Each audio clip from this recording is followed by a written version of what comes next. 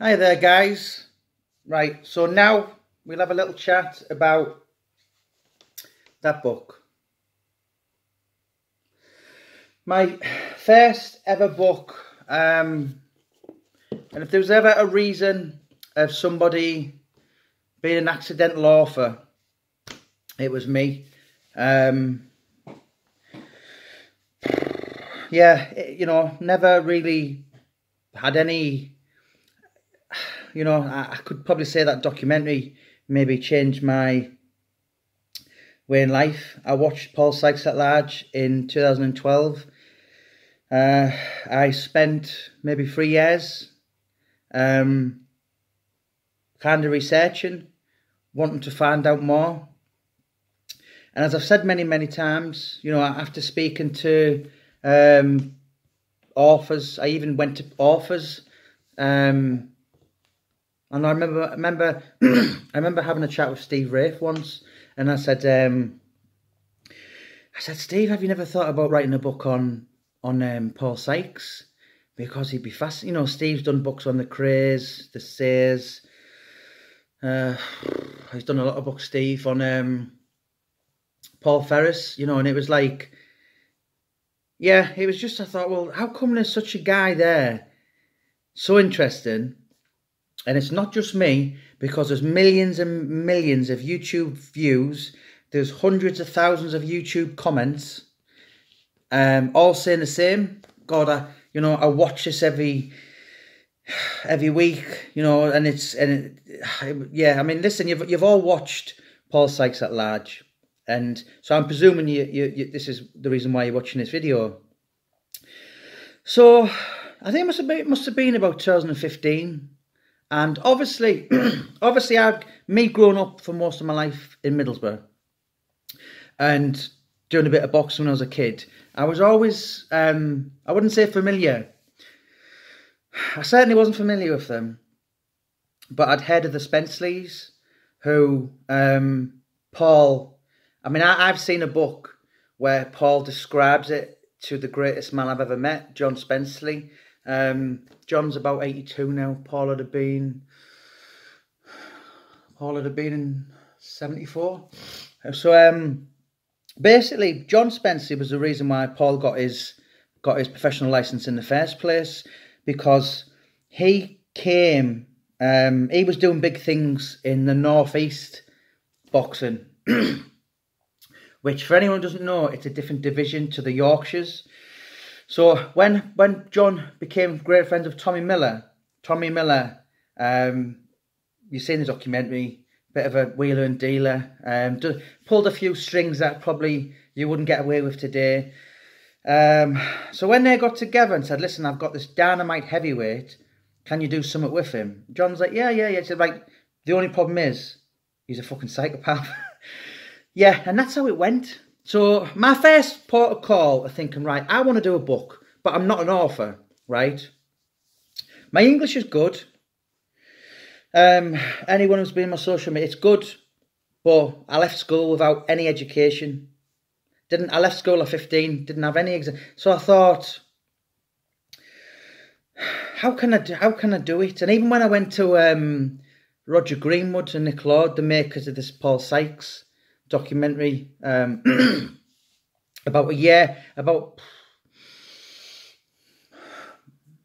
18 months before it was just the first idea.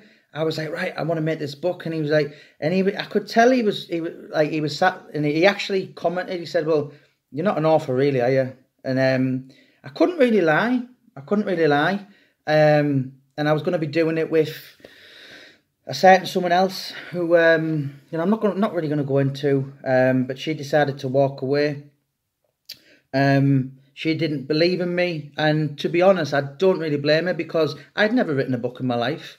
Had an interest in Paul Sykes, as did hundreds of thousands of others, but how could I put a realistic book, So basically, I had a chat with people, and I was like, how do I do it? First port of call, dictaphone. You must get a dictaphone. A decent one. Spend about 50 quid on one. And and then I just, I gradually got taught to John Spenceley and Tony Spenceley, who are mentioned in Sweet Agony. Another couple of others. Ended up going to Wakefield. And to cut a long story short, I thought it's like you've only got to, like, as I say, will over skill. You can have, there's many authors out there who would wipe the floor with me. But if you have to write 100 books, some people will write a book and think, oh, look at me, I'm God's gift and it's going to be a film. It doesn't work like that. I'd rather write 100 and see where I come. And I just had this idea that had kind of taken over me, and I thought, you know what? I've got my dictaphone. I've got some connections now, some really decent connections, family members, plenty of enemies, plenty of childhood for all these kind of things. And I thought, you know what? I'm going to buy a dictaphone. I'm going to do it. I thought, it can't be that hard. A fucking monkey could do it. So just went on this kind of 18-month little period and produced this. And you know what? It was bizarre when it became a bestseller. And I'd only really did it. I don't want to sound disrespectful, but I did it for the crack. I did it for curiosity. So when that was a bestseller above your Jimmy Tibbs and your Mike Tysons and all that, I was thinking, wow, So when this book, Sykes Unfinished Agony, I brought it out. Let me think. March the 7th, 2017. So you're talking 3.5 years ago. I brought it out on the 10th anniversary of Paul's death, and it's basically 50 chapters. It's 50 chapters. Listen, many, some knew him. It's I go to London often, and, if I'm walking down Whitechapel, everyone has a story about Ronnie and Reggie Cray. I'm in Middlesbrough often, South Bank. Everybody has a story about Lee Duffy, whether you had half a lager with him or whether you hung around with him for 3 months. And this book, I think I've done quite well because obviously I want you to buy it, but the content in here, you've got childhood friends, right? Really, really childhood friends. You've got Paul's only sibling. In my opinion, it's a really lengthy chapter of about 18 pages, and that's a great insight.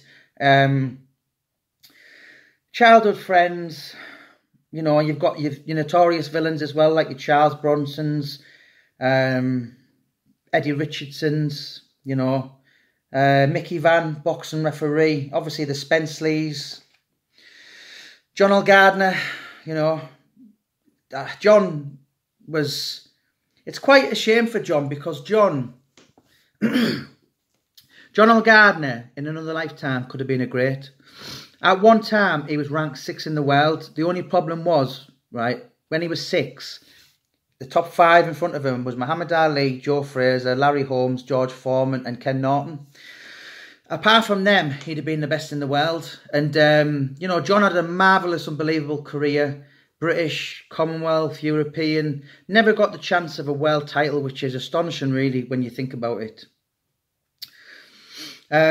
John said to me, he was Muhammad Ali's mandatory, which meant he should have faced him, but Ali retired, basically chucked his belt in the bin, and then come out of retirement to face Trevor Berbick and...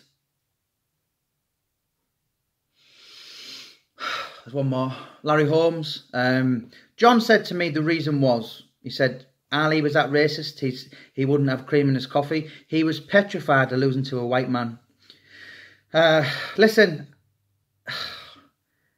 I'm not seriously trying to say John L. Gardner would have beat Ali, but you're talking about 1979. You're talking about 1980 when he was a shadow of his former self, and they'd sparred together, and yeah, John done really, really well in that spa. So, you know, I don't know. This is just John's opinion. But this book, obviously, there's the Terry Mitchells. You've got other names in there from the boxing world, like Glenn McCrory, Alec Morrison, Johnny Nelson. I've got Paul's niece, Paul's son, Peter Fury, and a few of the Wakefield people, social workers. And it just basically builds up a few more pro fighters. Another one of Paul's son that no one knew, and this book brought him out. And I know certain people were saying, "Oh, it was a book full of lies and all this." When in actual fact, this guy's been acknowledged, and everything adds up. And he was actually, well, he's a lovely guy. If you're watching this, you know you are, and he's basically, long story short, they've found another son of Paul Sykes. But my overall thing, first and foremost, when I watched that documentary, I wanted to know what happened to him. And yes, I read the news reports of him dying. Yes, I'd seen, do you know something? This is the only book I've ever put pictures in. You know, I mean, I'm not, you've seen them all, right? You've seen the pictures where Paul's got 8 coats on and he looks like he's about to meet the Grim Reaper. There's also pictures in that book which had never been seen before, like that one, which we had to personally pay for. That was John Gardner when he fought Paul Sykes at the weigh-in. So overall, you know, when I watched that documentary, I wanted to know what happened. If anyone watches other videos, you know, my other videos, so it's all making sense now, it'll add up. I watched that documentary and I thought, right, I need to know more about this guy. Read Sweet Agony and I was like, nah, that's just not good enough. In fact, if anything, it tells you 10 years. I wanted to know what happened in that man's life, right? From that documentary being first aired on December the 4th, 1990, to his dying day on March the 7th, 2007. How, in 17 years, how did he, you know, I'd got the bits in the middle of him becoming an alcoholic, drug ravaged, frail, you know, and this is why the film people which I've spoken to have just said to me, Jesus Christ, wow, what a film. This is a story which it's never been done before. And I'm surprised, and when some people say to me sometimes about becoming an author, I say, get yourself a story no one's ever done. You know, there's plenty of psychopaths, nutters, oddballs in the world. I don't mean that in a bad way. I mean, listen, people are interested in people are fascinated, truly fascinated with interesting people. And, you know, I don't really even have to say, this is, you know, what a character, right? It's Paul Sykes. And yeah, and I did it, and 50 chapters. When you read that book, right? When you read that book, you've seen the documentary, you've read Sweet Agony, but once you read Unfinished Agony, without a doubt, and also what I did, you can't just put a book as people tell you. So what I did was, obviously, I've done my research. Yeah, you can record people, but you've got to make a book smooth. It's got to be in date. It's got to flow. And so when you read that Unfinished Agony, it gradually gives you a tale of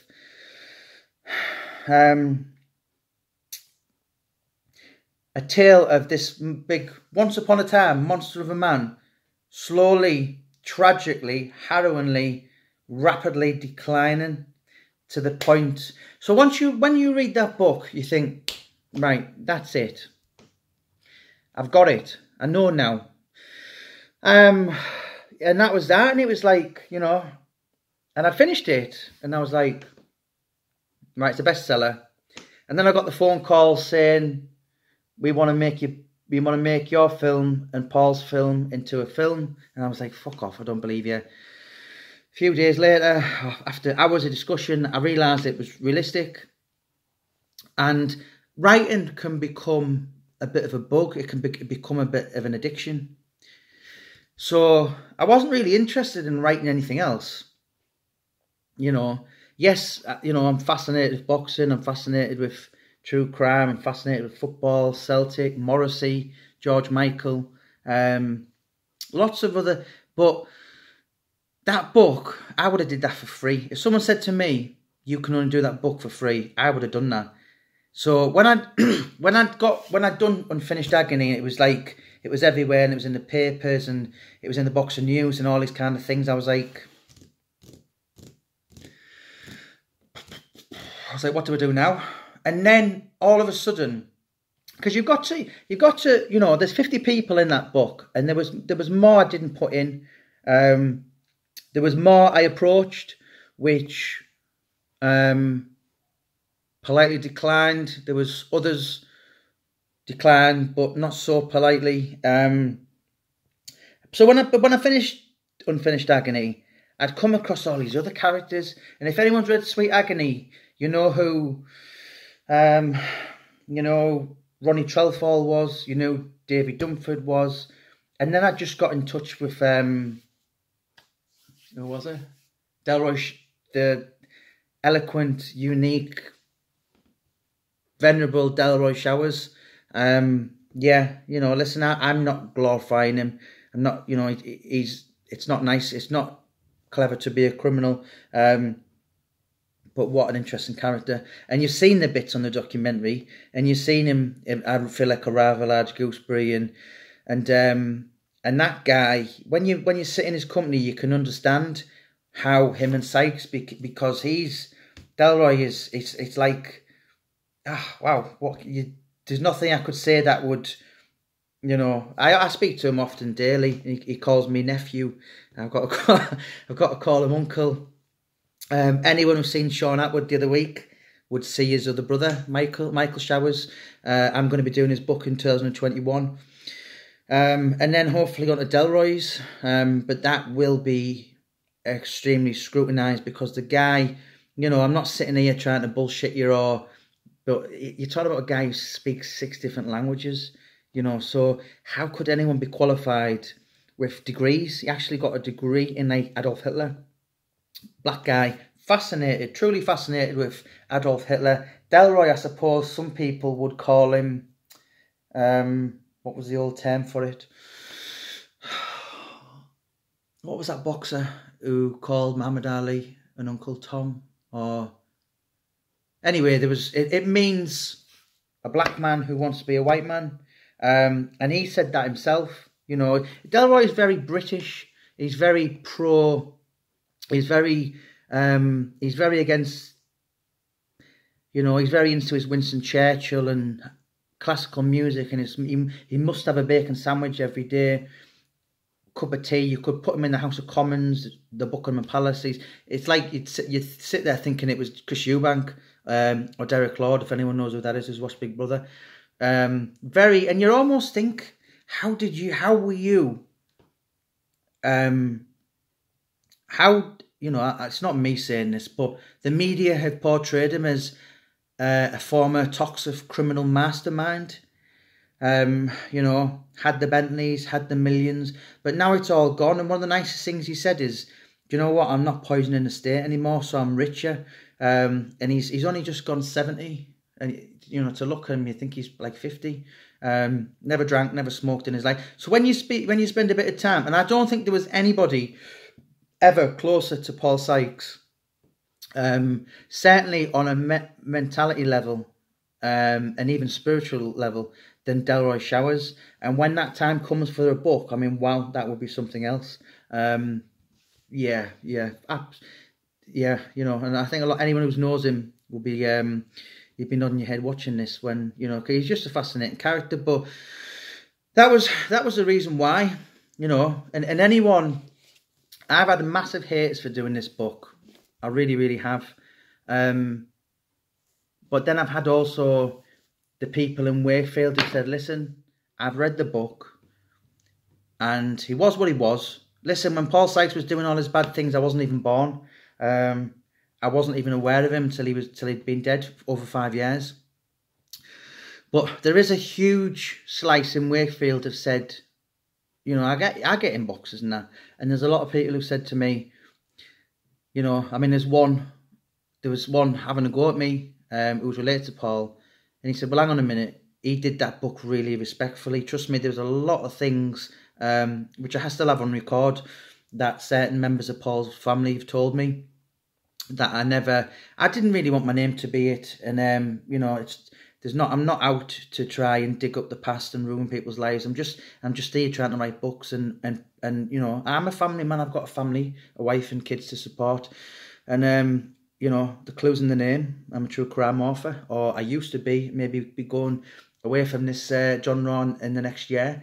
But Paul Sykes was and is the first book I ever did, and I've got to be honest and say, if I'd never watched Paul Sykes at large, I would have never, ever in my entire life have even felt the need to write a book. So there you go. Sykes Unfinished Agony by Jamie Boyle, explained. You can buy it now from Amazon, Waterstones, eBay. The paperback is $14.95. I think it might even be $13.95 now.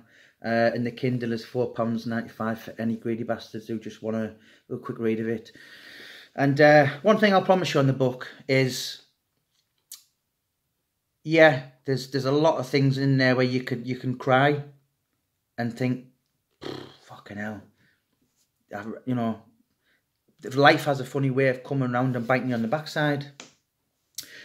And also, you know, and you can think, Jesus Christ, what a poor man. And then there's the stories that you think, what a wicked bastard, you know. And one of Paul's extremely close friends told me once, I'll just leave you before I go, he said, Paul wasn't born, he was manufactured, he was made, you know, and I think today, as I said in another video, we're in the 21st century where people can be offended, and even criminal investigations can be brought on through social media. So when you go into school with belt buckles all over your body from your parents or whatever, yeah, hugely had a, and it, as I said in the last video, you know, I have done so many of these books now. Paul Sykes, Lee Duffy, Gary Fairey, Brian Cockrell,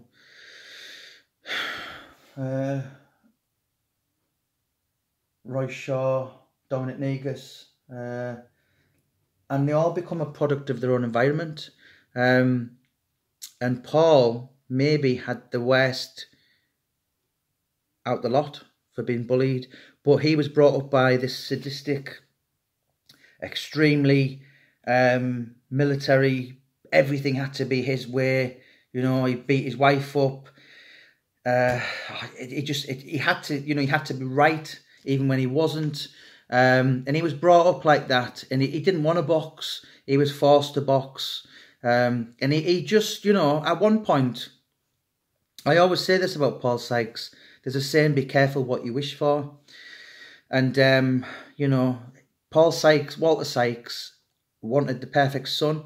And when Paul Sykes was 10, 12, 11, 13, he was the perfect son. He excelled in all sport. He was unbelievable at rugby because he just kept the ball and just literally run like Forrest Gump. He was a big, big lad. Even when he was like 10, you know, I mean, some of his schoolmates said when he was 12, you'd think he was 15 because he, you know, he was a big, big lad. And, you know, as a father, he was everything you wanted. He was a boxer, he was a rugby player, he was you know, and then obviously you got to the point where,